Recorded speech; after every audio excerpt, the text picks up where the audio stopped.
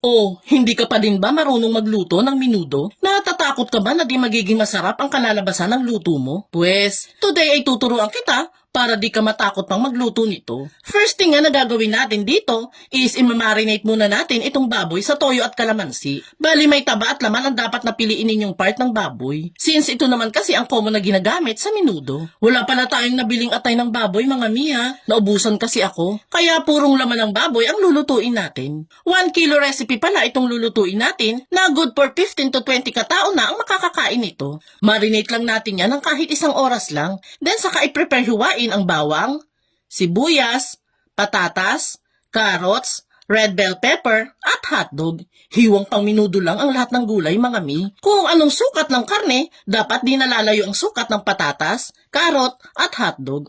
Once ma-prepare na, diretso na agad tayo sa pagluluto.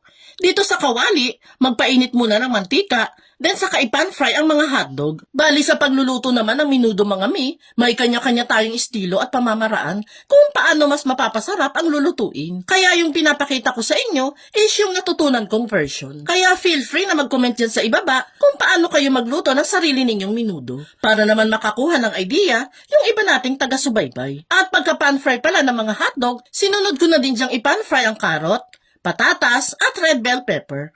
Mga 3 minutes ko lang yan piprituhin, then nahanguin ko na din yan agad. Dito sa mantikang naiwan, dyan na tayo magigisa ng sibuyas at bawang. Hayaan lang natin yung lumabas ang bango, bago natin ilagay ang namarinate nating baboy.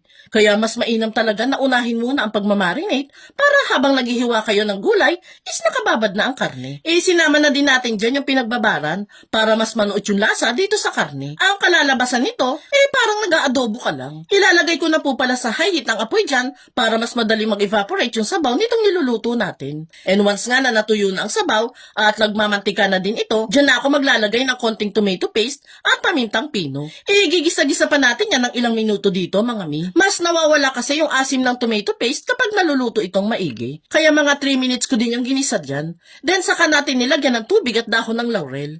Halu-haluin lang ng konti, then saka takpan at hayaang lumambot ang karne.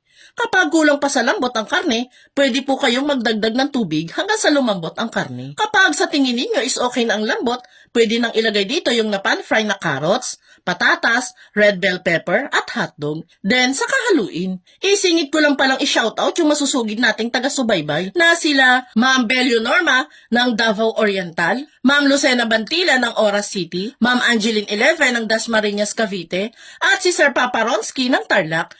Thank you po sa inyo mga ma'am at sir. At kung gusto nyo din po ma-shoutout, pusuan mo lang tong video natin at i-comment mo po dyan sa ibaba kung taga saan ka para naman mapasalamatan kita sa future videos na gagawin pa natin. Thank you po lagi. Kapag nga lumambot na din yung mga gulay na nilagay natin, pwede na tayong maglagay dyan ng isang latang liver spread para mas maging special itong minudo natin. Haluin lang natin yung maigi, then sa katikman para may adjust pa ang lasa. Dito mga mi, maglalagay pa ako ng asin at paminta para mas makumpleto na ang lasa ng ating special minudo. At kapag okay na ang lasa, pakuluan na lang yan ng huling 1 minuto at pwede na yang hanguin. O, di ba mga mi, napakadali lang magluto nitong special minudo. Sure akong bibilib ang buong pamilya mo once na matikman nila ang luto mo. Kaya ikaw, subukan mo na ding magluto nito.